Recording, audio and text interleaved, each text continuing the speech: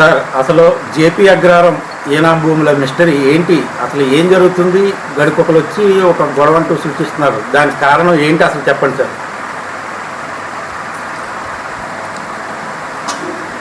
ఇది మంచి టైంలో వచ్చారు, మంచి సమస్య పట్టుకొచ్చారు. చాలా మంచి వ్యవహారం ఇది, 10 మందికి తెలియాలి. ఇది మంచి ఇష్యూ పట్టుకొచ్చారు కాబట్టి ప్రత్యేకించి ఏంటంటే మీకు మేము ఒక రకంగా ధన్యవాదాలు చెప్తున్నాం.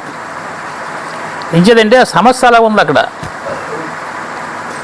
10 మందికి తెలియకపోవడం వల్ల తెలిసిన వాళ్ళు ఏంటంటే పూర్తిగా పబ్జి పెట్టి మాట్లాడడం వల్ల తెలియని వాళ్ళకి తెలియదు, తెలిసిన వాళ్ళు చెప్పలేదు.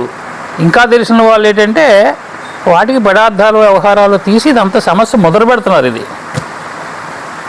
దాని ఇష్యూ ఏంటంటే ఒక భూస్వామి పంతులకి ఏంటంటే 430 ఎకరా ఆయనకి ఆ కుటుంబానికి ఇచ్చారు. స్థానికులండి? స్థానికులు కాదు, ఆయన పెద్ద ఆయన భూస్వామి. ఆ పేర్లు రిజిస్ట్రేషన్లు వ్యవహారాలు కావాలంటే మరొక రోజు మనం దాన్ని క్లియర్గా తీసుకుందాం. అలాగే వచ్చారు కాబట్టి స్టార్ట్ చేశారు కాబట్టి చాలా మంచిది. ఇది 430 ఎకరాలు ఇంచుమించి ఏంటంటే పంతులకు రాశారు, బ్రాహ్మణులకి. అదే వాళ్ళు 2-3 కుటుంబాలు ఉంటాయి పంతులు. అవన్నీ క్లియరెన్స్ కావాలంటే మనకి టైం మళ్ళీ తీసుకుంటే పక్కాగా వాళ్ళ పేర్లు, వాళ్ళ డేట్లు, తంతులు, అన్నీ మనం ఒకసారి పూర్తి చేసుకోవచ్చు. అది వాళ్ళకి ఏంటంటే ఆ మహానుభావుడు ఏం చేశాడంటే వాళ్ళకి రిజిస్ట్రేషన్ చేసి ఇచ్చాడు. భూమి పంతులకి రిజిస్ట్రేషన్ చేసి ఇచ్చాడు. వేళ అప్పటి నుంచి అది జానకిరాంపురం అగ్రహారం అని పేరు పడ్డది. అగ్రహారం అని పేరు పడ్డానికి కారణం ఏంటంటే ఓ భూస్వామి వీళ్ళకి పంతులకి ఏంటంటే అగ్రహారం కింద ఈ ధూపదీప నైవేద్యాలు ఈ చేయడం కోసం, ఎవరైనా చేయడం కోసం ఏంటంటే ఆ కుటుంబానికి రాసి ఇవ్వడం జరిగింది. అది పక్కగాను. తదుపరి ఏమైందంటే గ్రామంలో ఉన్నటువంటి ఈ రైతు సోదరులందరూ కూడా ఏం చేశారంటే ఆ భూమిని సాగు చేసుకుంటూ వాళ్ళకి శిస్తు కట్టేవారు. ఈ భూమిని మొత్తం రైతులే సాగు చేసుకొని రైతులే వాళ్ళకి శిస్తులు కట్టేవారు. కొంతకాలం దరిమిల రైతులకి చిన్న ఆశ పెరిగింది. ఇది ఎవడో కనపడలేదు, ఎక్కడున్నాడో ఏడున్నాడో, మంచి లేదు చెడ్డ లేదు, మన భూములు ఆడికి ఇచ్చేదేటే, మనం ఆడి శిస్తు కట్టేదేటే అన్నటువంటి ఒక మనసులో ఒక తప్పుడు అభిప్రాయం అన్నది రైతు మనసులో ఫస్ట్ నాటుపడ్డది. అది ఎప్పుడైతే అలా జరిగిందో వాళ్ళు బ్రాహ్మణులు ఎక్కడెక్కడ ఉంటున్నారు, వ్యవహారం చేస్తున్నారు. వీళ్ళు స్థానికంగా ఉన్నట్టు రైతులు భూమిలో వ్యవసాయం చేసుకుంటూ ఉంటున్నారు. సుదీర్ఘకాలం అయిపోయింది. అప్పుడు ఏం చేశారంటే బ్రాహ్మణులు ప్రత్యేకించి వీళ్ళతోటికి డబ్బులు వసూలు చేసుకోలేక, వీళ్ళ భూములు వీళ్ళు హ్యాండ్ ఓవర్ చేసుకోలేక నర్సీపట్నం ఆర్డీఓ ఆఫీస్లో ఇది ఆల్రెడీ ఒక కేసు రిజిస్టర్ చేశారు. అక్కడ దీని మీద ఈ ఇష్యూ మీద వాళ్ళ తాలూకా అక్కడ కేసు పెట్టుకున్నారు. వాళ్ళు మా భూములు మాకు ఇప్పించండి, మాకు ఈ రకంగా దఖలుపడ్డాయి, ఇంతకాలం బట్టి వీళ్ళు శిస్తులు చేస్తున్నారు అని చెప్పేసి వాళ్ళ బాధ అక్కడ వాళ్ళు గోడు వాళ్ళు పోసుకున్నారు. అక్కడ ఏమైందంటే కొంతకాలం పోయిన తర్వాత ఏంటంటే దీని మీద ఒక తీర్పు వచ్చింది. తీర్పు ఏంటంటే రైతుకి 2 వాటాలు కేటాయించండి, భూస్వామిలకేమో వాటా ఇవ్వండి అని చెప్పేసి అక్కడ ఆర్డీఓ కోర్టులో తీర్పు అయింది. అది తీర్పు అయిన తర్వాత ఏమని జరిగిందంటే ఇది మళ్ళా బ్రాహ్మణులు ఏం చేశారంటే వంతరుడికి ఇచ్చారు, సంతోషం పోనీ ఏదో అవుతుంది, కానీ మాకేంటంటే ఏదో ఒక దగ్గర ఇచ్చేయండి మాకు ఇచ్చే భూమి అని మళ్ళీ ఒక అప్లికేషన్ పెట్టి వ్యవహారం చేసి మళ్ళీ రిట్ చేసుకున్నారు. వీళ్ళు దాని మీద మళ్ళీ దాని మీద కోర్టు ఏం చెప్పిందంటే వీళ్ళకి 1 సైడ్ ఇచ్చేమని ఆర్డర్ ఇచ్చేసింది. ఇచ్చేసిన తర్వాతే ప్రభుత్వం అందులో అప్పుడు జోక్యం చేసుకొని 2 వాటాలు రైతులకి, 1 వాటా ఈ బ్రాహ్మణులకి డివైడ్ చేసింది. డివైడ్ చేయడమే కాదు, ఈ పట్టాలు వీళ్ళకి ఇచ్చేశారు, వాళ్ళ పట్టాలు వాళ్ళకి ఇచ్చేశారు. 2 వాటాల పట్టాలన్నీ కూడా వాళ్ళకి ఇచ్చేశారు. వాటాలో ఉన్నటువంటి మనుషులందరికీ కూడా పట్టా వీళ్ళకి ఇచ్చేశారు. పట్టాలు ఇచ్చేశారు ఆల్రెడీ ఇచ్చినారు. కానీ పట్టాలో ఈ బ్రాహ్మణులను తర్వాత ఈ మధ్యన ఈ కోమట్లు కూడా వచ్చారు అందులోకి. వాళ్ళ దగ్గర మళ్ళీ కొనుక్కోవడం ద్వారాగాను వాళ్ళకి ఆల్రెడీ పట్టాలు ఇచ్చారు, తీసేసుకున్నారు వాళ్ళు ఆల్రెడీ.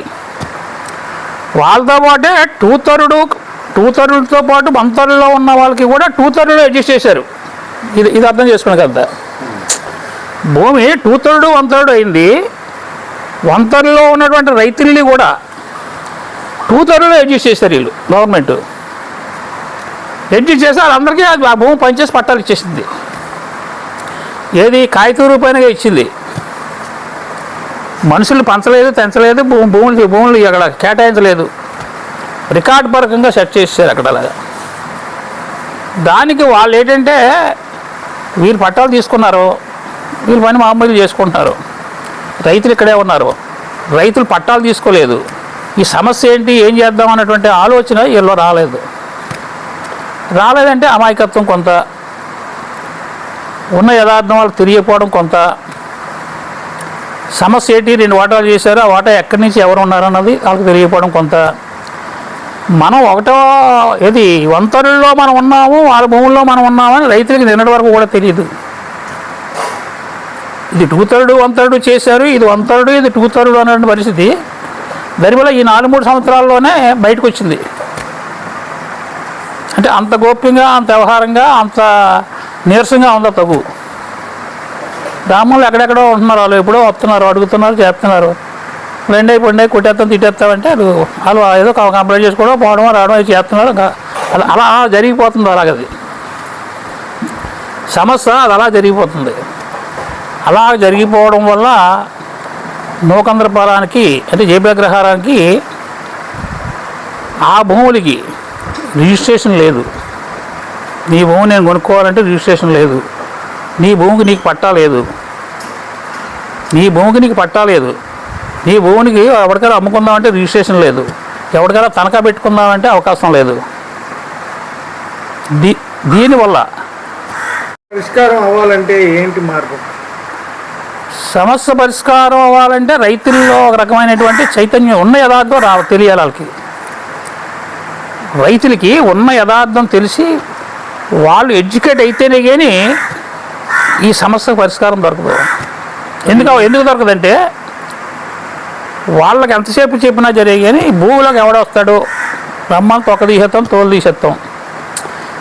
ఇదే వాళ్ళ వెనకాల ఉన్నటువంటి రైతు సోదరులందరికీ ఆ పెద్దలు నేర్పిన పాఠం అంతా ఇదే, తప్పించి మరికోట్లేదు. ఇక్కడ ఇంకొకటి, ఈ భూములు కొనుక్కోవడానికి పనికి రాలేదు, అమ్ముకోవడానికి పనికి రాలేదు, దున్నుకోవడానికే. కానీ ఇందులో దున్నుకుంటూ చుట్టుపక్కల గ్రామాల్లో రైతులందరూ చాలా మట్టుకు కొనుక్కున్నారు. కానీ ఈ సమస్య సెటిల్ చేసుకోవాలా, ఈ భూమి మన దీన్ని పరిష్కారం చేసుకోవాలా, భూమిని మనం హ్యాండ్ ఓవర్ చేసుకోవాలా అన్నటువంటి ఆలోచన లేదు, వాళ్ళకి చెప్పేవాళ్ళు లేరు. అప్పుడు కొంతమంది పెద్దలు ఉండేవారు, ఏదో వినేవారు. ఎంతవరకు అంటే మా ఊరు మున్సబ్ గారని, గుండాలపాలెం ఏంటంటే చిటిబో మేస్టర్ అని, నర్సీపట్నం ప్రేట వెంకటరావు గారని, దీని మీద కాస్త అప్పుడు పెద్దలు వాళ్ళు. అప్పుడు పెద్దలైతే వాళ్ళకేదో రూపాయలు కూడిచ్చాము చేసాము అన్నటువంటి పరిస్థితుల్లో వీళ్ళు చాలా కాలం బట్టి అనేవారు. మేము వినేవాళ్ళు మేము. అంటే వీళ్ళు పెద్దల దగ్గర, ఈ కుర్రోళ్ళ దగ్గర కాదు, ఇప్పుడు ఉన్నటువంటి పెద్దలు. నేనంటే కొద్దిగా ఆ పెద్దలకి ఈ కుర్రోళ్ళకి మధ్యన ఉన్నాను నేను. ఇది అందరూ కూడా 50 40లో ఉన్నవాళ్ళు, వాళ్ళు ఏంటంటే 80 90లో ఉన్నవాళ్ళు, నేను 70లో ఉన్నవాడిని. కాబట్టి మధ్యస్థంగా వీళ్ళ సంగతి తెలుసు నాకు, వాళ్ళ సంగతి కూడా కొంత ఆ మాటలు వినడం, చేయడం, వ్యవహారం చేయడంలో కొంత నాకు అవగాహన ఉంది. దాని మీద సాక్ష్యం లేదు, రుజువు లేదు. ఈ మధ్యకాలంలో గత వైసీపీ ప్రభుత్వం చివరి కాలంలో ఈ భూములకి పాస్బుక్లు చేశారు అని చెప్పేసి ఎంఆర్ఓ గారు చేశారని చెప్పేసి ఒక అభియోగం కూడా రైతులు రైట్ చేశారు. దాని గురించి ఏమైంది, అసలు ఎందుకు అలా జరిగింది ఇది చెప్తారు. అక్కడ కూడా వస్తాం మనం. ఇప్పుడు కథ అంతా తెలియాలంటే మన మధ్యలోకి వెళ్ళిపోకూడదు. ఇది మన మధ్యలో ఒకేసేసి మధ్యలో పోతే అర్థం అవుతుంది మనకి. ఇప్పుడు ఏంటంటే వాళ్ళు డబ్బులు ఇచ్చారన్నారు కానీ వాళ్ళకి అందలేదో అంది లేదంటున్నారో ఏటో మొత్తం కాగితం కాలం మంచి చెడ్డ ఏమీ లేదు, ఎక్కడ సమస్య అక్కడే ఉంది.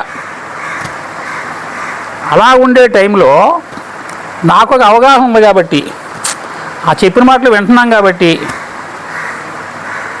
చెప్పిన మాటలన్నీ కూడా చెప్పిన మాటలు వింటున్నాం కాబట్టి, సమస్య ఏంటన్నది నా బుర్రలో ఉంది కాబట్టి, అది రిజిస్ట్రేషన్ అవ్వలేదు, పాస్బుక్ లేదు, అది ఎందుకు ఉపయోగపడలేదు, చుట్టుపక్కల భూమిని కొనుక్కుంటున్నారు ఈ సమస్య అలా పెట్టుకొని.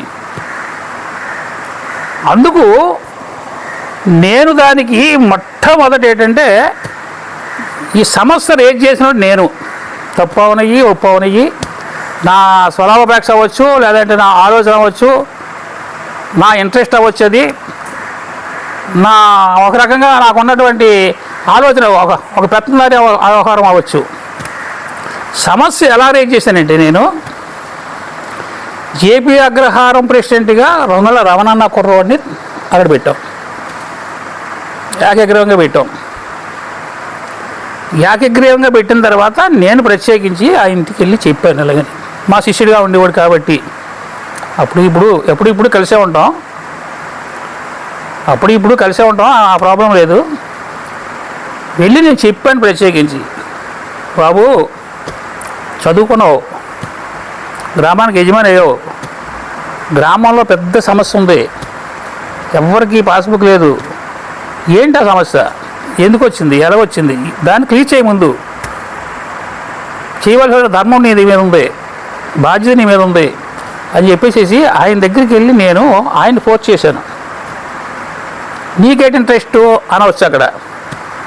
నాకేంటంటే సమస్య ఏదైనా ఉండడం మంచిది కాదు, అందరికీ అది ఉపయోగపడాలి అన్నటువంటి ఆలోచన తెప్పించేసేసి, ఇది ఇందులో ఏం చెడ్డ పేరు వస్తుందా, మంచి పేరు వస్తుందా, ఏమైనా కలిసి వస్తుందా, ఏం పాడైపోతుందా, ఈ ఆలోచనలు ఉండవు. నా పాలసీ మొట్టమొదటి ఇచ్చినది, అప్పటికే అంతే ఇప్పటికే అంతే. దాని మీద ఏంటంటే ఆయనతో వెళ్తే, ప్రెసిడెంట్ గారు ఈ సమస్య మీరు అనొద్దు, నేను వినొద్దు, ఈ సమస్య ఏమైనా 10 మంది దగ్గరికి పట్టుకెళ్తే అందరూ తిరగబడిపోతారు నా మీద, అందరూ తిరగబడిపోతారు అని చెప్పి ఈ సమస్య ఏమైనా అనొద్దు కనకండి అన్నారు. నేను చెప్పాను, సమస్య గ్రామ సమస్య, సెటిల్ చేయవలసిన అవసరం నీ మీద ఉంది, నువ్వు భయపడితే రాజకీయం చేయలేవు, నాయకత్వం చేయలేవు, ఉన్న సమస్యని సెటిల్ చేయడమా మాండమా అది నువ్వు ఒక్కసారి తిరిగి ఆలోచించు, అలాగా ఆలోచించి నిర్ణయం తీసుకోవాలంటే ఏదైనా జరిగాను బాబు ఇప్పుడే అనొద్దని చెప్పేసి ఆయన ఆపేశాడు. అది అయిపోయింది. రెండో టర్ను మళ్ళా గెలిచాడు,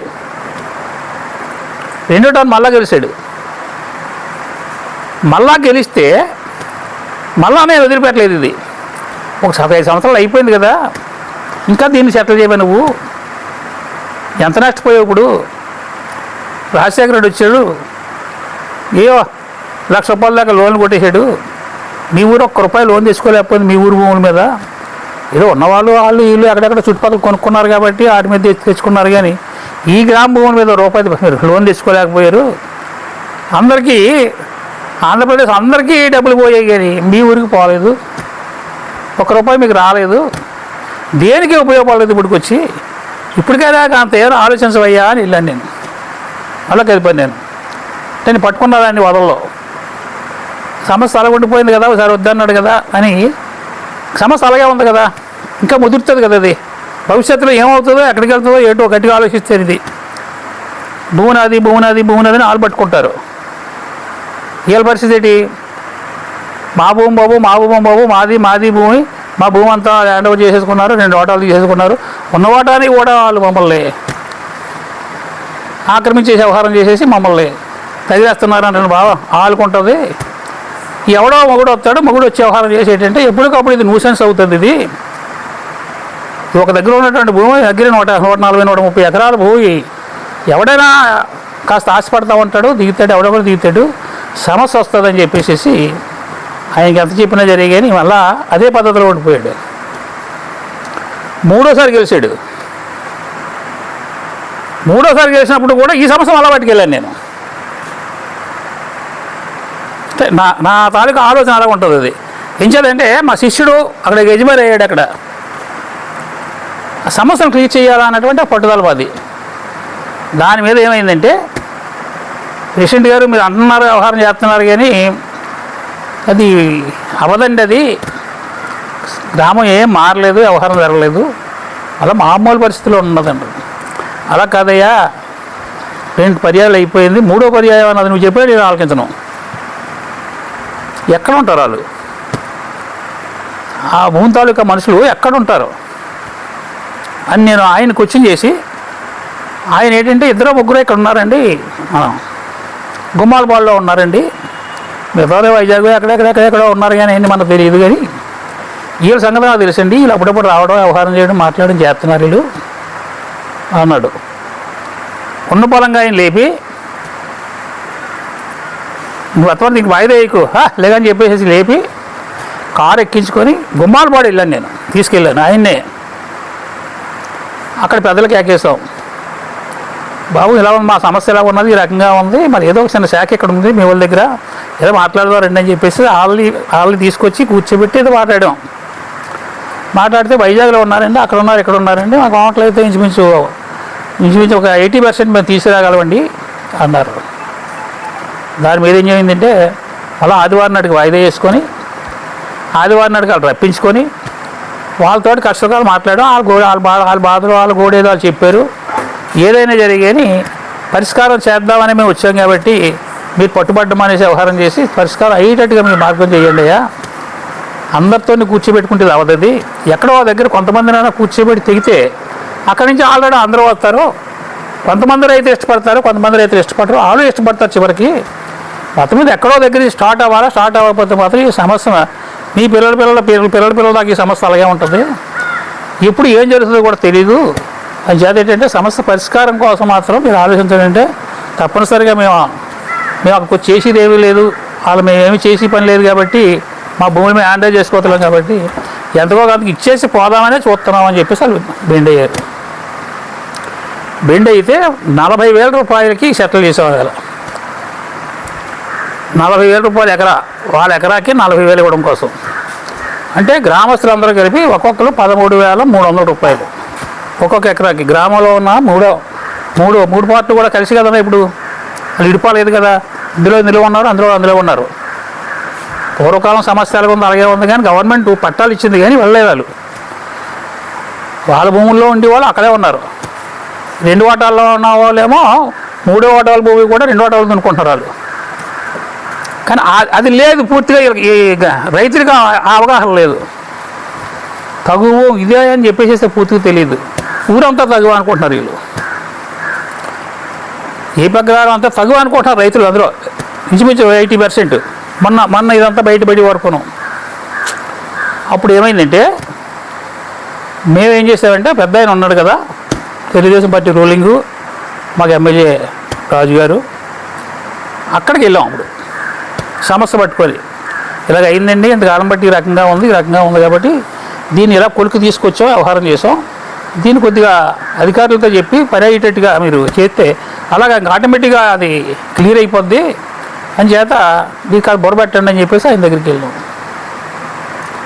ఆయన ఏం చేశాడంటే మీరు ఏదో కొంతమందితోటే మాట్లాడారు, కొంతమందితోటే మాట్లాడారు, అది పద్ధతి కాదు, అది దానివల్ల మనకు చెడ్డ పేరు వస్తుంది, ఏదైతే ఇష్టాంతరం చేసేసుకుంటున్నాను అన్నటువంటి పరిస్థితి కూడా వస్తుంది, ప్రతివాడు కూడా ఏదో కామెంట్ చేస్తూ ఉంటాడు. అలా కాదు, అందరినీ కూర్చోబెట్టి వీళ్ళని కూర్చోబెట్టి దీన్ని పరిష్కారం చేద్దాం అని చెప్పేసి పెద్ద ఏంటంటే ఆయన సలహా, ఆయన వ్యవహారం ఆయన చెప్పాడు. మేము వ్యతిరేకించినా కానీ ఆయన ఏంటంటే దాని గురువుగారు అంటాడు, గురువుగారు మీరు తొందరపడకండి, ఈ వ్యవహారం అంతా కూడా చేద్దాం, మంచిదే, ఆలోచన మంచిదే అని చెప్పేసి ఎప్పుడే కాదు రేపు ఆదివారం మీటింగ్ పెడదాం, కూర్చోబెడదాం అని చెప్పేసి వాళ్ళకి ఆ సాగుకారులకి ఏంటంటే వాళ్ళందరికీ ఇంటిమేషన్ రమ్మని వాళ్ళకి చెప్పారు. రైతులకేమో మీరు అందరూ ఉండండి అని చెప్పి ఇలా చెప్పారు. ఒక ఆదివారం రామాలయంలో కూర్చోబెట్టాడు. రామాలయంలో ఎమ్మెల్యే అధ్యక్షతన ఇక్కడ కూర్చోవడం జరిగింది. కూర్చున్న తర్వాత ఏంటంటే అక్కడ పంతులు వచ్చారు, సాగుకారులు వచ్చారు. రైతులు ఎలాగా ఉన్నారు, అందరూ ఉన్నారు.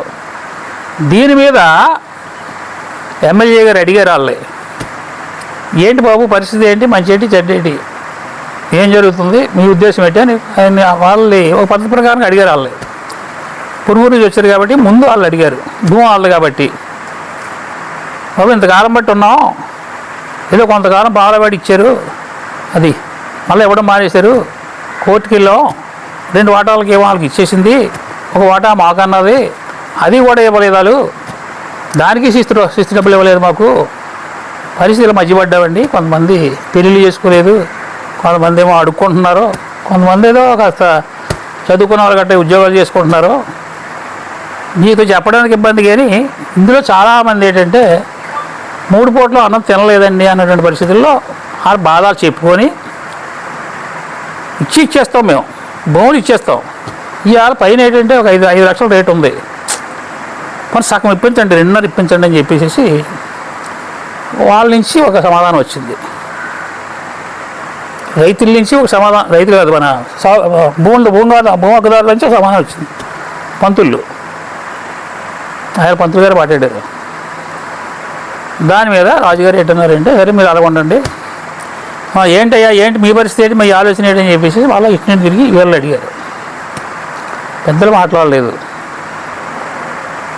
వెనకాలన్న కుర్రోళ్ళు ఉన్నారు కదా, వాళ్ళకి తెలిసిన కొంత తెలియ కొంత వాళ్ళకు ఉన్నటువంటి అక్కడ ఉన్నటువంటి ఏమైతే వింటున్నారో అదే తెలిసిన వాళ్ళకి. ఎవడాయా భూమికి డబ్బులు ఇచ్చేవాడు ఎవడో, భూమి ఇచ్చేవాడు ఎవడో, భూమికి వచ్చేవాడు ఎవడో, ఎవడా రమ్మనే అని చెప్పి వాళ్ళు బూతులు వ్యవహారాలు తొందరగా పెట్టలేకపోతే రాజుగారు ఏంటంటే కొంత వేడిగా ఉంది కాబట్టి ఇప్పుడు వద్దు, మాకు వేరే పెట్టుకుందామని చెప్పేసి లేచిపోయారు.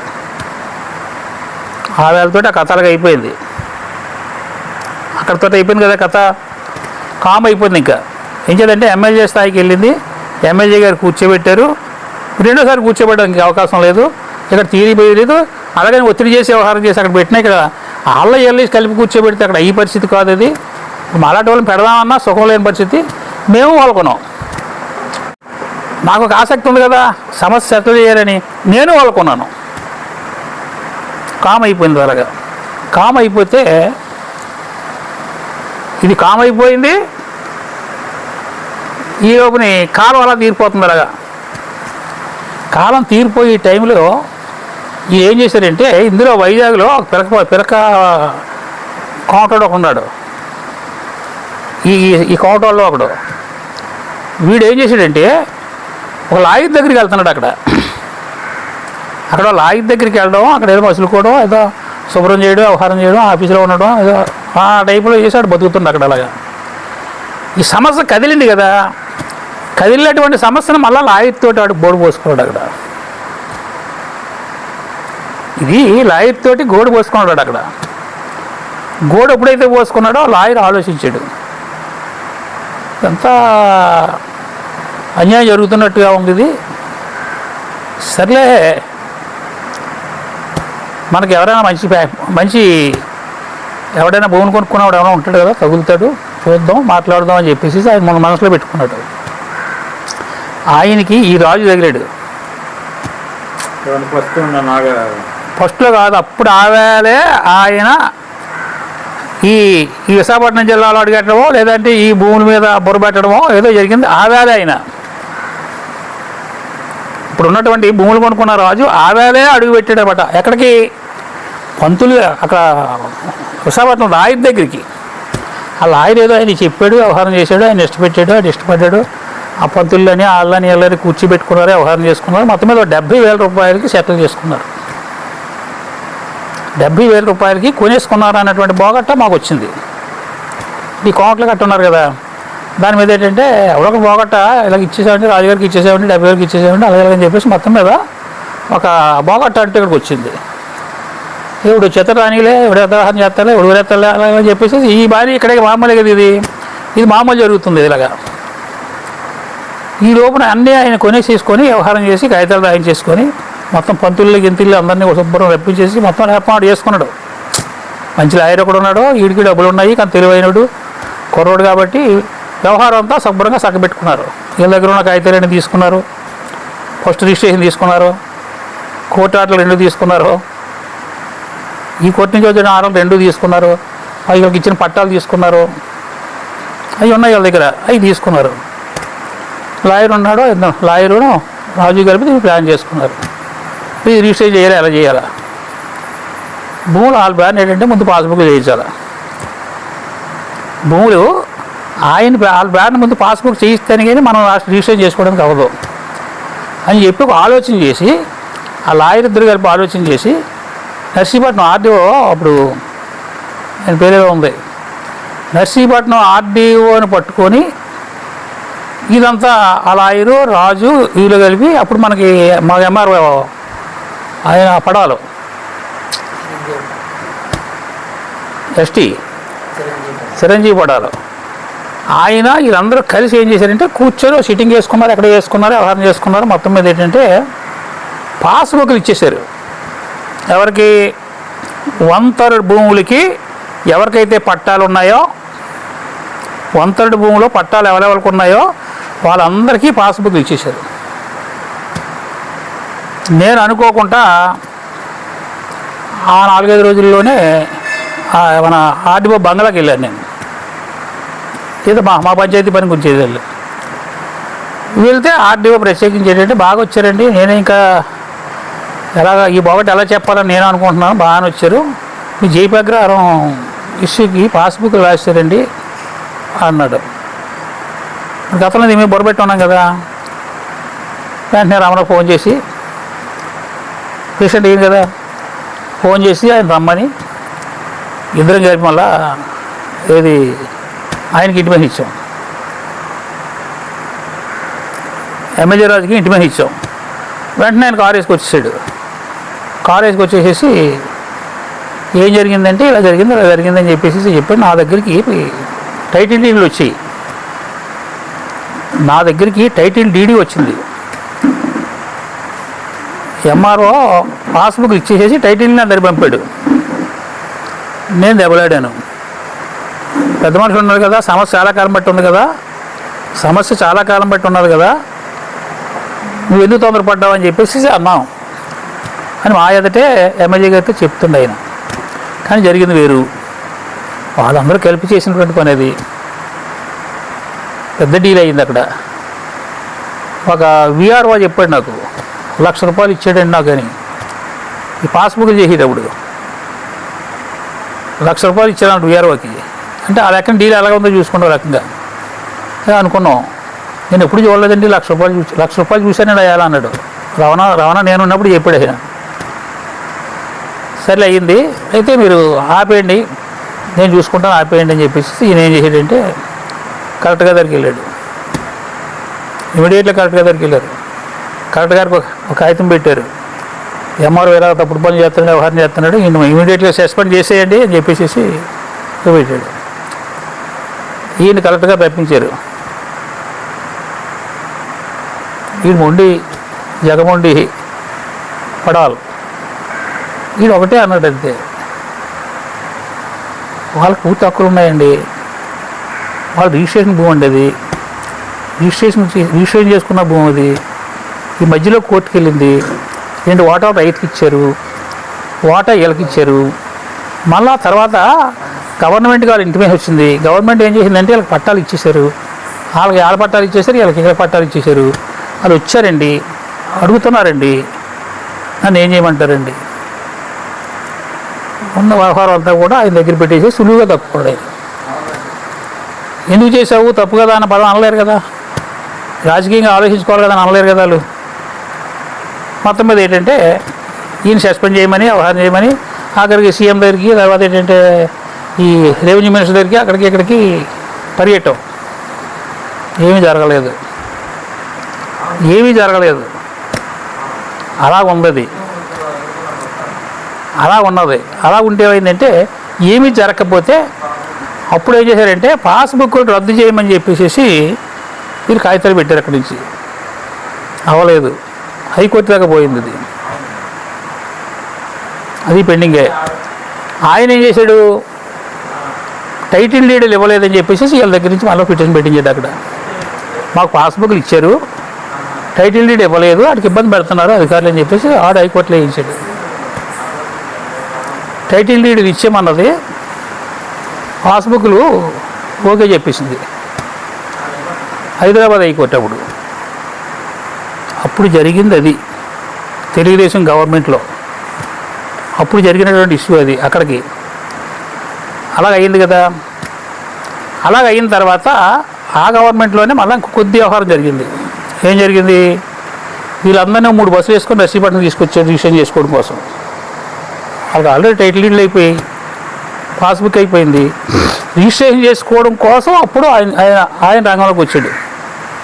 ఇవన్నీ చేసి పనులని ఆయన చేస్తున్నాడు. ఆయన ప్లాన్ రిజిస్ట్రేషన్ చేసుకోవడం కోసం ఏంటంటే 3 బస్సులు వేసుకొని తీసుకొచ్చాడు అందరినీ. మాకు ఇంటి పైన వచ్చింది, మేము పరిగెట్టాం, రాజుకి ఫోన్ చేసాం, రాజు వచ్చేసాడు. వచ్చేసేసి ఏది రిజిస్ట్రార్ మీద పెద్ద కేకలేసి వ్యవహారం చేసి అలా ఇలా చేసి మొత్తం మీద ఏంటంటే రిజిస్ట్రేషన్ ఆపాం. ఆ వేళ చేయలేదు కానీ ఆ 2వ నెలలోనో 3వ నెలలోనో ఆనందపురం పోయి అక్కడ రిజిస్ట్రేషన్ చేసుకున్నాడు. రాజు పేరుని ఒక 5 రూపాయలు 6 రూపాయలు కుటుంబం పేరుని రిజిస్ట్రేషన్ అయిపోయింది. పని అయిపోయింది. ఇక్కడికి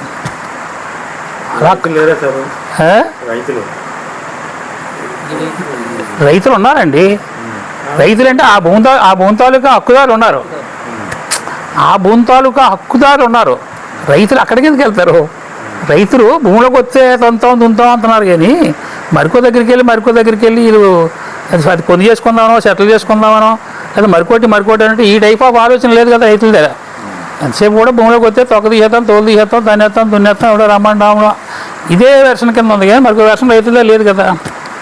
వాళ్ళకు ఉన్నట్టు రూల్ ప్రకారంగా ఆ పని ఏం చేయాలన్నది వాళ్ళు చేస్తున్నారు. ఒక లాయర్ వెనకాల ఉన్నాడు, డబ్బులు పెట్టుకోవడం వెనకాల ఉన్నాడు, చేసి వాళ్ళు అందరినీ జాగ్రత్తగా మేనేజ్ చేసుకుంటున్నాడు. ఇలా అయిందండి ఇది. మధ్యన ఇంకో చిన్న ఇష్యూ కదిలింది. మధ్యన ఏంటంటే ఆర్డీఓ దగ్గర రాజుని రప్పించి మాట్లాడాం. ఎమ్మెల్యే గారిని దగ్గర పెట్టి ఎమ్మెల్యే గారే ఆర్డీఓ రాజుని రప్పించి వ్యవహారం చేసి ఇతర రైతుల్ని ఆళ్ళు పెట్టి మాట్లాడాం. ఆ వేళకి రిజిస్ట్రేషన్ లేదు, పురోని రాసుకున్నాడు, 10,000 ఇచ్చాడు ఆ వేళకి. ఇస్తే ఆ వేళ ఏంటంటే ఆయన చాలా డబ్బుల్లాగా అయిపోయాయి, నేను 100 రూపాయలు కొనుక్కున్నాను, 1,00,000 రూపాయలు కొనుక్కున్నాను, నేను డబ్బులు ఇంచుమించు 1,00,000 అయిపోయింది, నాకు 2 లక్షలు ఇచ్చేయండి, నేను ఒగ్గేస్తాను, మీరు రాయించేసుకోండి, దగ్గర నేను ఏం చేస్తానని చెప్పేసి ఏదో అన్నాడు. మీరు ఏదో 4,000 ఒప్పుకున్నావు, 4,000 అయిపోయింది తగ్గుది, నువ్వు మళ్ళీ మయాన్ని వచ్చి లేనిపోయిన సమస్య పెట్టే వ్యవహారం చెప్పేసి కాసేపు గింజుకున్నా వ్యవహారం చేసుకున్నావు, ఒక 50 ఇస్తానో 60 ఇస్తానో ఆఖరికి ఆ 70 అని ఇచ్చేస్తామన్నాం. అలా కుదరదని చెప్పేసి ఆఖరికి 1:20 దాకా వస్తే ఇస్తాను లేస్తామని అన్నాడు. ఆగిపోయింది కదా అలా. దాని తర్వాత ఏదో 1-2 సార్లు మాట్లాడడం గట్రా జరిగింది కానీ అది అవ్వలేని పక్షంలో ఆయన మళ్ళీ ఈ కార్యక్రమం అంతా చేసుకొచ్చింది. 30 అనుకున్న కార్యక్రమం అంతా జరుపుకొచ్చింది. అంటే మధ్యన ఒకసారి ఈ రాజుగారితో మాట్లాడడం, వ్యవహారం చేయడం, ఈ రాజుగారు మన ఆర్డీఓ చేత కబురు పెట్టడం, ఆయన రావడం, నర్సీపట్నం రావడం, ఆర్డీఓ బంగ్లాలోనే కూర్చొని వ్యవహారం చేసి ఇదంతా మాట్లాడడం జరిగింది. అవ్వలేదు, ఇంకా అవ్వకపోతే ఇది అవ్వదు కదా అని చెప్పేసి ఆడు చేసేది చెప్పి ఆ పని ఆడు చేసుకున్నాడు. ఇది భూమి ఎక్కడే ఉంది, రైతులు ఎక్కడే ఉన్నారు, అని ఎక్కడే ఉన్నారు, ఆ పనులు అలాగే అయినట్టుకి అది జరిగింది. ఏది తెలుగుదేశం గవర్నమెంట్ వరకు అలా జరిగిందండి. అది అర్థమైందా? ఇప్పుడు అక్కడ దాకా ఉన్నటువంటి సమస్యలు ఏమంటే మీరు అడగండి చుట్టూ. తర్వాత మళ్ళీ మనకు తెలుగుదేశం గవర్నమెంట్లోనే కోర్టు తీర్పు వచ్చాయి. హైదరాబాద్లో తీర్పులన్నీ కూడా తీర్పులేటి, రిజిస్ట్రేషన్లు ఏంటి, పాస్బుక్లు ఏంటి, వ్యవహారం ఏంటి అన్నీ తెలుగుదేశం గవర్నమెంట్లోనే అయినాయి. మనం గుర్తుపెట్టుకోవాల్సింది అది. వైఎస్ఆర్ గవర్నమెంట్ వచ్చిన తర్వాత మళ్ళా నేనే దీనికి మళ్ళా కదిలి చేశాను.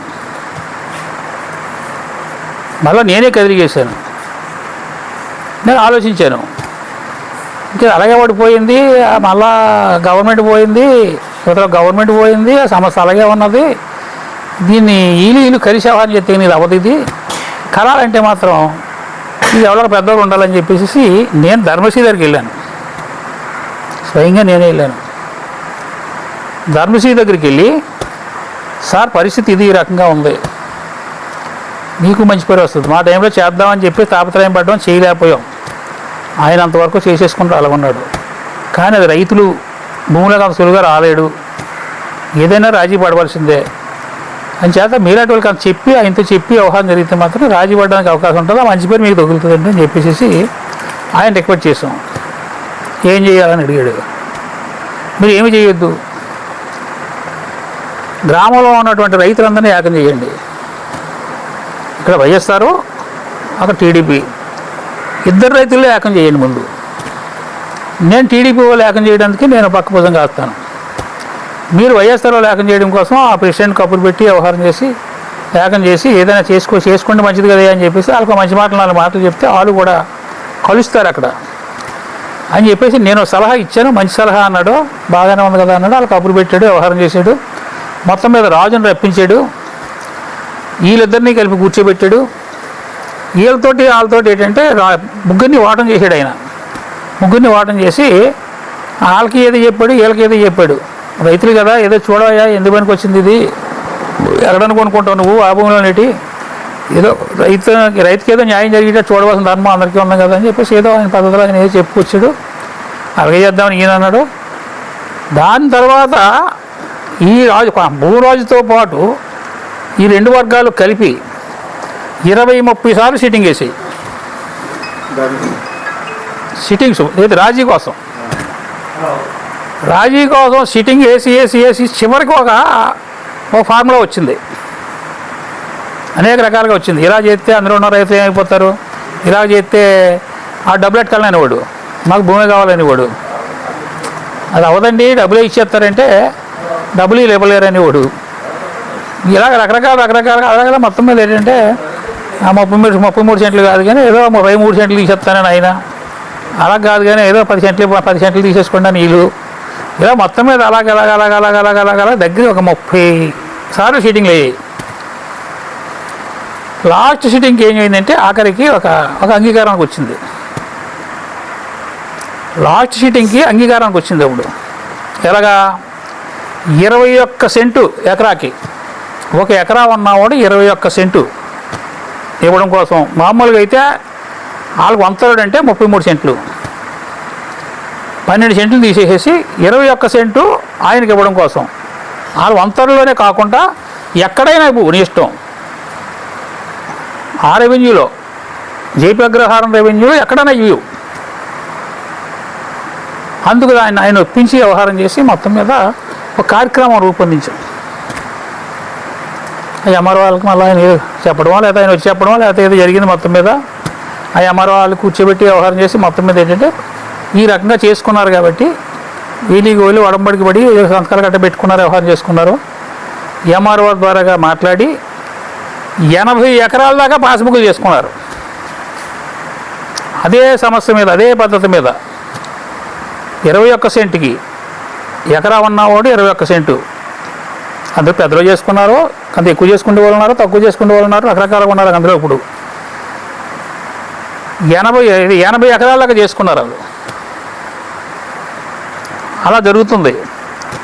తర్వాత మళ్ళా ఓ బులెటిన్ వచ్చింది ఊళ్ళోకి, ఇదిగో ఈ కాగితాలన్నీ దానియే దొరికినాయి, ఎక్కడికి పోదాం, మనం ఏం అక్కర్లేదు, ఏం చేయక్కర్లేదు అని చెప్పేసి అందులో 2-3 ఒక లీడర్స్ వ్యవహారం మళ్ళీ దాన్ని బయట పెట్టి వ్యవహారం చేసి ఇదంతా మళ్ళీ కంపు చేశారు. కంపు చేస్తే ఏం అవ్వకపోను. ఇందులో ఉన్న వాళ్ళు ఒకరిద్దరు పెద్దల్ని, టీడీపీలో ఉన్నటువంటి పెద్దలు ఒకరిద్దరిని, వైఎస్ఆర్లో ఉన్న వాళ్ళు ఒకరిద్దరిని, వాళ్ళని థర్డ్ టీం కింద వాళ్ళు తయారు చేసి కోర్టుకు పోయారు, విజయవాడ కోర్టుకు పోయారు. విజయవాడ కోర్టుకు పోతే కోర్టులో రిట్టేశారు వాళ్ళు. పాస్బుక్లు ఎలా చేశారు, అలా చేశారు, అలాగే ఎలాగని చెప్పేసి ఏదో వీళ్ళకి ఉన్నటువంటి డౌట్లు వ్యవహారాలు పెట్టి కార్యక్రమం చేశారు. మీరు కోర్టు అన్నారు కదా, మళ్ళా కోర్టు అప్పుడు వచ్చింది. వీళ్ళు పెట్టారు, రిజిస్ట్రేషన్ పెట్టారు. రిజిస్ట్రేషన్ కోర్టులో దావా వేశారు, కొట్టేసింది. రైతుల తరపు కొట్టేసింది. కొట్టేసిన తర్వాత మళ్ళీ రాజుకి కదిలింది. రాజుకి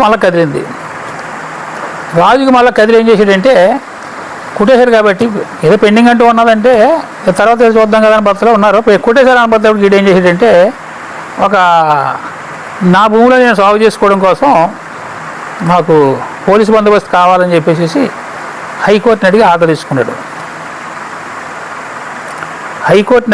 తీసుకున్నాడు. అప్పుడు మళ్ళా వీళ్ళు రిట్ పిటిషన్ మళ్ళీ చేశారు. వీళ్ళు ఫుల్ బెంచ్కి వేశారు. సింగిల్ బెంచ్ చెప్పింది ఫుల్ బెంచ్కి వేశారు. అది అలా నడుస్తుంది. అది ఈ లోపు రాజు ఏం చేశాడంటే ఏదో నగురుతోటి పెద్దలతో గట్రా చెప్పించుకొని వ్యవహారం చేసి కార్యక్రమం చేసి మొత్తం మీద పోలీసులు గట్రా వాళ్ళతో మాట్లాడుకొని ఇతర మాట్లాడుకొని మొత్తం మీద ఏంటంటే ముందు కంచి వేసేసుకుందాం, 2 బిట్లుగా ఏర్పాటు చేసి చుట్టూ పోల్స్ వేసుకుందాం అన్నటువంటి పద్ధతిలో ఏదో వాళ్ళకు ఉన్నటువంటి పద్ధతి ప్రకారంగా వాళ్ళ కాపు కోసం అవ్వచ్చు, గ్రామంలో కొడతారన్నటువంటి లేకపోతే ఇటవారని కలబడతారన్న భయం ఉంటుంది కదా, దానికోసం కావచ్చు. వెనకాల ఏదో 10-30 మందిని అట్లా వేసుకొచ్చి రాళ్ళు అవి పట్టుకొచ్చి వ్యవహారం చేసి మొత్తం మీద ఏదో వేయిపోతే గ్రామస్తులు అడ్డారు. ఘర్షణ వచ్చింది. అక్కడ ఘర్షణ వస్తే అప్పుడు ఎమ్మెల్యే గారు మళ్ళీ ఫోన్ చేసి అది పోలీసులకు ఫోన్ చేసి పోలీసులు పంపించి వ్యవహారం చేసి దీన్ని ఇక్కడ కాదు పదండి స్టేషన్కి పదండి అని చెప్పి స్టేషన్కి తీసుకెళ్ళిపోయారు. మీరు రండి ఇక్కడ గొడవలు పడవద్దు, వ్యవహారం వద్దు, లాండా ప్రాబ్లం ఇక్కడ తీసుకురావడం కుదరదని చెప్పేసి స్టేషన్ తీసుకుపోయారు. స్టేషన్లో మాట్లాడుకున్నారు, వ్యవహారం చేసుకున్నారు. వాళ్ళకి వ్యవహారం ఏదో వాళ్ళే చెప్పుకున్నారు, వీళ్ళకి వ్యవహారం ఏదో వీళ్ళు చెప్పుకున్నారు. మనం ఆయన ఎమ్మెల్యే తోటే ఉన్నాం కానీ మళ్ళీ లేవు. ఇంకా ఎవరితోటి ధర్మశ్రీతోటి ఉండి కలిపి వ్యవహారం చేసి 21 సెంట్కి సెటిల్ అయ్యే వరకు అది పొందుపొచ్చే వరకే ఉన్నాం. తర్వాత మనకు తెలియదు ఇంకా ఎవరు చేసుకున్నారో ఎలా చేసుకున్నారో ఎందుకు చేసుకున్నారో. తర్వాత రవంతా దెబ్బలాడాను నేను. 1000 రూపాయలు ఏమో ఎకరాకి ఎంఆర్ఓకి ఇవ్వడానికని. గ్రామ సమస్య అవతల పొలిటికల్ ఇన్వాల్వ్ అయ్యి ఉంది. ఇప్పుడు ఎంఆర్ఓకి మీరు 1000 రూపాయలు ఇవ్వడం ఏంటి, 10,000 రూపాయలు 10 ఎకరాకి 10,000 రూపాయలు ఇవ్వడం ఏంటి అని చెప్పి దెబ్బలాడాను. ఏమైనా నీకు అలాగేనండి ఇష్టం చేసేసుకుంటున్నారు అలాగే అన్నట్టు ఈయన అన్నాడు. మరి పెద్ద మనిషిగా ఉన్నావు, వర్గానికి పెద్ద మనిషిగా ఉన్నావు కదా, మరి నేను అడుగుతారు కదా సమస్య, కనీసం నాకని చెప్పలేదు అని ఏదన్నా మాట్లాడుకుని అయిపోయింది. అది అలా ఉంది. ఇయర్ ఇలా జరిగింది. 4 రోజులు టైం ఇవ్వండి.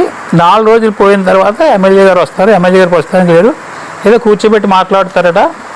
మరి కంగారు పడిపోకండి, 4 రోజులకి ఏమైపోదని చెప్పేసి ఆ వేళ ఒక పోలీస్ స్టేషన్కి వాళ్ళు వెళ్ళినప్పుడు ఒక తీర్మానం చేసుకుంటారు. అక్కడ వాళ్ళు వీళ్ళు కలిపి ఎస్ఐ సమక్షంలో, ఎస్ఐ సిఐ సమక్షంలో అది అయిపోయింది. తగ్గిపోయారు. ఇంకా ఈయనంటే 4 రోజులు అయిపోయింది. 4 రోజులు అయిపోయింది కదా. 4 రోజులు అయిపోయిన తర్వాత ఏంటంటే వీళ్ళు 10 మంది 20 మంది వెళ్తే కలపడుతున్నారు అని చెప్పి ఆయన ఏం చేశాడంటే అక్కడే ఉందాం, 200 మంది అక్కడే ఉందాం, ఎంతమంది కొట్టేస్తారు కొట్టేని, మన పనులు ఏమైనా చేసుకుందాం, అక్కడే ఉందాం అన్నట్టు ఒక ఆలోచన పెట్టి డబ్బులు ఉన్నాడు కాబట్టి ఎక్కడెక్కడి నుంచో మనుషులు తీసుకొచ్చినట్టు మనుషులు తీసుకొచ్చి అంటే ఉదయం రావాలనుకుంటున్న వాళ్ళు లేట్ అయ్యారు కావాలి. మధ్యాహ్నం భోజనాలు ఏంటంటే ఇక్కడ తింటున్నారు. ఎక్కడ మార్కెట్ యార్డ్లో తింటున్నారు. మార్కెట్ యార్డ్లో ఎవడో చూసి ఫోన్ చేశారు ఊళ్ళోకి, ఇలాగ ఎంతమంది ఉన్నారు, ఎంతమంది భోజనాలు తింటున్నారు, వ్యవహారం చేస్తున్నారు, ఇక్కడైతే బాగా ఇది గట్టిగానే పికప్ చేస్తున్నారు. మరి అప్పుడు ఏం చేశారంటే వీళ్ళందరూ ఊళ్ళో వాళ్ళందరికీ లెగండి అంటే మొత్తం రోడ్డు ఎక్కేసారు. వీళ్ళు మొత్తం రోడ్డు ఎక్కేశారు. వాళ్ళు రాకముందు వస్తారని చెప్పేసి ఆ ఎంట్రన్స్ నుంచి గుడి దాకా కాసేశారు. ఆడవాళ్ళు మగవాళ్ళు చిన్న కర్రలు పట్టుకుని వ్యవహారం చేసి మొత్తం రోడ్డు ఎక్కేశారు. రోడ్డు ఎక్కేసిన తర్వాత మళ్ళీ సిఐఎస్ఐ అక్కడికి వెళ్ళి మళ్ళీ ఎమ్మెల్యే గారికి గట్టిగా చెప్పి మళ్ళీ లేనిపోయి న్యూసెన్స్ అయ్యేటట్టుగా ఉన్నది, వెళ్ళి చెప్పండి, నేను చెప్పినానో లేదంటే నేను మిమ్మల్ని బతిమలాడుతున్నానో మొత్తం మీద అక్కడ సమస్య రాకుండా మాకు కాపాడండి, 15 రోజులు కాపాడితే ఏదో చేద్దాం, ఏదో మాట్లాడదాం, వ్యవహారం చేద్దామని మళ్ళా ఎమ్మెల్యే పోలీసులు చెప్పి ఆ వేళ అక్కడి నుంచి వాళ్ళు ఇక్కడ రాకుండా వెనక పంపాడు. అక్కడి నుంచి అక్కడికి వెనక పంపాడు. ఈ మధ్య చిన్న టెస్ట్ జరిగింది. నేను నర్సీపట్నం చూస్తున్నాను. మా ఆశలోనే పంతులు ఉన్నాడు. ఆయన జ్వరం వచ్చేసింది. ఆయనకు 2 మాత్రలోనూ 2 పళ్ళు పట్టుకొద్దాం కదా అని వెళ్ళాను, తెస్తున్నాను. వీళ్ళందరూ రోడ్డు ఎక్కేసి ఉన్నారు. నేను సింగిల్గానే వస్తున్నాను, అదే కేకలేస్తున్నారు వాళ్ళు.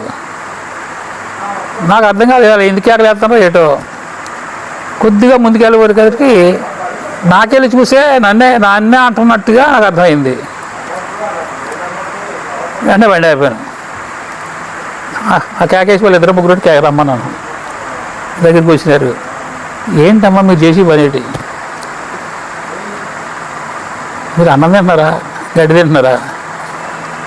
మేము తోమడి పోతున్నాం, మీ ఊసి రాలేదు కదా, మీ తగు మాకు సంబంధం లేదు కదా, లేదా మా వల్ల మీరు ఏమో నష్టపోయేవారు లేదా మరో రకంగా ఉంటే మీరు ఏదో మమ్మల్ని అన్నా చేసినా అనుభవం ఉంటుంది. ఎవరు మిమ్మల్ని ఎవరు అనిపిస్తున్నారా లేకపోతే ఏంటి అని చెప్పేసి గట్టిగా నేను అలవాయించినాను. ఈ లోపు వెనకాల ఈ బుసిరాజు అని ఆడని పారి వచ్చేస్తారు. మళ్ళీ అక్కడ అందరూ ఉన్నారో ఇటు బండి అయిపోయాడు, మళ్ళీ ఇక్కడ ఏమవుతుందేమో అని పారి వచ్చేస్తారు. అసలు లేదంటే ఆటలతో పని ఏముంది, మీరు వెళ్ళండి అని చెప్పేసి నన్ను పంపించారు. అది పద్ధతి కాదయ్యా. ఒక ఇంచుమించు ఒక మండలానికి నాయకుని నేను రోడ్డు పోతున్నాను, వాళ్ళు ఎందుకంటున్నారో నాకు తెలియదు, ఎందుకు పడాలో నాకు తెలియదు. ఇది అర్థం పద్ధతి లేని వ్యవహారం. అంతా మీకు తెలిసిన విషయం కదా. అంతాను కొట్టేసుకుంటే అయిపోద్దా, ఇటేసుకుంటే అయిపోద్దా? సమస్య సార్ సెటిల్ చేసుకున్నారు, 80 ఎకరాల దాకా చేసుకున్నారు, మళ్ళా ఆపేశారు, మళ్ళా ఆపేసుకున్నారు మీరే, మళ్ళా కోర్టుకు వెళ్ళారు, కోర్టులో అది పోయింది, మళ్ళా మీరు రిపీట్ చేశారు. ఏదో జరుగుతుంది, ఇది జరుగుతుంది. ఇలాగా జరిగేటప్పుడు ఏంటిది, ఇది న్యూసెన్స్ ఏంటిది? మాకు పాపాలు వస్తాయి కదా ఇప్పుడు. అది మీరు అందరూ ఏదో అందం చేస్తే కదా వాళ్ళందరూ మమ్మల్ని అనగలిగినారు. దేవుడు అంత అన్నం పెట్టి వాళ్ళు తిరిగి మమ్మల్ని తిడుతున్నారు వాళ్ళు అని చేత. ఏంటంటే పద్ధతి కాదు. చుట్టుపక్కల మమ్మల్ని రెచ్చగొట్టి మీరు వ్యవహారం చేసి కార్యక్రమం చేయడం పద్ధతి కాదు. అది అలాగైతే చేయలేరని చెప్పేసి ఏదో మాట అనేసి అక్కడ వచ్చేసాను నేను. అక్కడికి అయింది. నేను మళ్ళా పేపర్ చూస్తే పేపర్లోని తర్వాత ఈ సెల్కి కూడా ఆల్రెడీ రెండోసారి వేసినట్టు నిట్టు కూడా కొట్టేశారట. పరిస్థితి అది. కోర్టులో 2 సార్లు 2 ఇష్యూలు. అది రైతుల తరపు నుంచి వెళ్ళిపోయి వాళ్ళ తరపు నుంచి వెళ్ళిన దానికి ఆల్రెడీ ఏది టైటిల్ డీడ్ ఇచ్చేమన్నారు. టైటిల్ డీడ్ ఇచ్చామన్నారు, కోర్టు ఇచ్చామన్నది. టైటిల్ డీడ్ అక్కర్లేదని చెప్పేసి ఆన్లైన్ చేసి ఇచ్చారు. ఇది జరిగింది. నేను అబ్జర్వ్ చేసింది ఏంటంటే మీరు మంచి టైంలో వచ్చారు, మంచి ఇష్యూ ఒక దాని మీద చర్చ పెట్టారు, మంచిదే. ఇదేంటంటే అందరికీ తెలియదు, భూములు పంతులకేమో రాసి ఇచ్చినట్టు తెలియదు. పంతుల దగ్గర తగువ పడ్డ తర్వాత 2/3 1/3 అయిందనేది కూడా తెలియదు. 1/3లో మనం ఉన్నామన్న సంగతి కానీ 2/3లో మనం ఉన్న సంగతి కూడా అది కూడా తెలియదు చాలా మటుకి. అంత మబ్జి పెట్టి వ్యవహారం చేసి అక్కడ ఉన్నటువంటి లీడర్లు, పూర్వకాలం లీడర్లు అయితే ఏదో ఎత్తామో చేస్తామని ఏదో మాట్లాడుకునేవారు, కానీ ఇప్పుడు రివర్స్ గేర్లోకి వచ్చేసారు వీళ్ళు. ఈ భూమిలో ఉంటూ చుట్టుపక్కల భూములన్నీ కొనుక్కుంటున్నారు వీళ్ళు. బొడ్డుపల్లి పంచాయతీలో కొన్నారు, గంగవరం పంచాయతీలో కొన్నారు, కుసరపూడి పంచాయతీలో కొన్నారు, చెడ్డుపల్లి పంచాయతీలో కొన్నారు, నొకందపాలెం ఆ పెద్దలందరూ పెద్దలు అవ్వదు, రైతులు అవ్వచ్చు. స్థానికంగా ఉన్నటువంటి సమస్యను సెటిల్ చేసుకునేది ఇప్పుడు వచ్చి అంతా తెలిసింది 10 మందికి చెప్పరు. 10 మంది చెప్తే ఆడే చెప్తారు, ఇదేట్రా మరి ఆల్భూమి కదా, మనకు భూమి ఎలాగొచ్చింది ఇక్కడ గట్టిగా లెక్కెత్తే. ఇప్పుడు రైతులు తెలుసుకోవాల్సింది మెయిన్ ఉన్న యథార్థం తెలుసుకోవాలా. ఏంటి తెలుసుకోవాలంటే ఓ భూస్వామి వాళ్ళకి రిజిస్ట్రేషన్ చేయించాడు భూమి. ఓ భూస్వామి రిజిస్ట్రేషన్ చేసింది ఎవరికి? పంతులు చేశాడు. 420 ఎకరాను 430 అనుకుంటాను. తర్వాత పంతులు భూమి ఇదందరూ సాగు చేసుకున్నారు, శిస్తులు కట్టారు. పంతులు గారు శిస్తులకి ఇచ్చారు, పంతులు గారికి శిస్తులు కట్టేవారు. కొద్దిగా టైం బాగా అయింది. ఎక్కువ కాలం బట్టి రైతులు అందులో ఉండిపోయారు. ఒక 30 సంవత్సరాలు. అచ్చా 100 సంవత్సరాలు ఉండకపోవచ్చు, దాని తగ్గు అంత కలిపి 100 సంవత్సరాలే. మొత్తం మీద ఏంటంటే రైతులు అందులో ఉండిపోయారు. అది పోలేదు, శిస్తులు కట్టలేదు, కోర్టుకు వెళ్ళింది. కోర్టులో చెప్పారు ఎందుకు తగ్గుపడతారో 2 వాటాలు మీరు తీసుకోండి, 1 వాటాలు కొగ్గేయండి అని కోర్టు డిసైడ్ చేసేసింది. కోర్టు డిసైడ్ చేసేసింది. 1 వాటా ప్రత్యేకించి ఏ సర్వే నెంబర్లో ఎక్కడికెక్కడికో ఒక అద్దేసేసింది. రికార్డు ప్రకారంగా క్లియర్ చేసేసింది. అది వాళ్ళకి పట్టాలు ఇచ్చేసింది. రైతులు పోరాడుతున్నారు. ఇంకా ఇప్పటికీ కూడా మేమే భూమిలో ఉన్నాం, మాదే భూమి, ఎవడొస్తాడు ఇక్కడికి అన్నటువంటి పద్ధతులు. అదే పద్ధతి మీద ఉన్న చేతే వాళ్ళకి 2 వాటాలు ఇచ్చారు గవర్నమెంట్, ఇది కోర్టు. ఆ వెర్షన్ మీదే 2 వాటాలు ఇచ్చారు వాళ్ళకి. ₹1 ఇచ్చే రైతు కొనుక్కోలేదు భూమి, కానీ 2 వాటాలు ఇచ్చారు వాళ్ళకి. ఆ వెర్షన్ మీదే భూమిలో ఉన్నాడు కాబట్టి రైతు న్యాయం జరగాలని 2 వాటాలు ఇచ్చింది. మరి ఉన్న వాటాన్ని తెంగిపోతానంటే అలాగా అది తెలియాలి కదా వాళ్ళకి, తెలుసుకోవాలి కదా. అది లేదు, పోనీ ఏదో అయ్యింది, మనం ఉన్నాము, మనకు తెలియదు, సమస్యలన్నీ జటిలమైపోయాయి. మరి ఏదో రాజీ అయింది కదా, 21 సెంట్కి రాజీ అయింది. రాజీ భూమి ఎక్కడిచ్చినా పర్లేదు, ఆ 21 సెంట్ కూడా ఎక్కడిచ్చినా పర్లేదు. రాజుకు మేము అది చెప్పాం, మీకు ఇంచుమించు 80 ఎకరాలు 80-90 ఎకరాలు వస్తుంది. మీకు ఎక్కడైనా 20-30 ఎకరాలు ప్లాట్ వస్తుంది. ఒక దగ్గరే 100 ఎకరాలు ఉండక్కర్లేదు కదా. భూమి ఎక్కడ చూసినా అదే, అంతా నర్సీపట్నం దగ్గరలోనే ఉంది, రోడ్డుకి దగ్గరలోనే ఉంది. అక్కడ పెద్ద అట్టహాసంగా దూరంగా మారుమూల ప్రాంతాలు పోలేదు. భూమి ఎక్కడైనా విలువగల భూమి, ఇబ్బంది ఏం కాదు అని ఆయన ఒప్పించాం.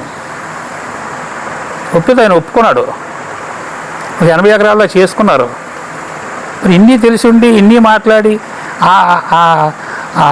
రెండు వర్గాల రైతులు కూడా వాళ్ళతో మాట్లాడుకొని వ్యవహారం చేసి ఇది సమస్యని అమలు చేసుకునేటువంటి పరిస్థితుల్లో మళ్ళీ ఆపీలు కోర్టుకు వెళ్ళారు. ఇది పరిస్థితి. ఏమన్నా రైతులు అక్కడ అది తప్పించేసేసి గవర్నమెంట్ ఇచ్చిన పట్టా కూడా దగ్గర లేదు. 2 వాటాలు పట్టాలు ఇచ్చారు కదా, 3 వాటాలు ఇందులో ఉన్న వాళ్ళకి అందులో ఎడదీసి ఇచ్చారు కదా, అది వీళ్ళ దగ్గర లేదు, తీసుకోలేదు వీళ్ళు. కనీసం ఏ కాగితం కూడా వీళ్ళ దగ్గర లేదు. ఎలాగా ఈ సమస్య, ఎలాగా, ఏంటి దీని పరిష్కారం? నా ఆలోచన అంటే ఉన్న యథార్థం అందరికీ తెలియాల, తెలిస్తేనే దీని పరిష్కారం. పెద్దలకి తెలుసును, చిన్నపెద్దలకి తెలుసును, అందరికీ తెలుసును. నేను వస్తున్నాను, అప్పుడే ఒకరైతే వస్తారు, నేను మాట్లాడుతాను కదా, ఏమైనా మాది ఇవ్వండి అని అంటారు వాళ్ళు. మామూలుగా వస్తారు ఇక్కడ కూలి పని కట్ట చేయడానికి. ఈ మధ్యన వచ్చారు 2-3. చాలా మామూలుగానే ఎవరొకరు అలా వస్తూ ఉంటారు, మా ఫ్రెండ్స్, బంధువులు, చుట్టాలు, వ్యవహారాలు. ఇదయ్యా జరిగింది. ఏంటిది ఇది? మీ భూములు ఎవడైనా అలా కొట్టిపోతే మీరు వాళ్ళకుంటారా? మిమ్మల్ని ఎవడైనా తగిలిపోతే అలా వాళ్ళకుంటారా? ఎంతకాలం ఆగగలరు మీరు? సమస్య ఎక్కడ బట్టికి వెళ్తుంటారు? మీరు ఎంతమందిని చంపుతారు, ఎంతమందిని మీరు చంపుతారు, ఎంతమందిని చంపించుకుంటారు? బుర్ర పని చేస్తుందా లేదా?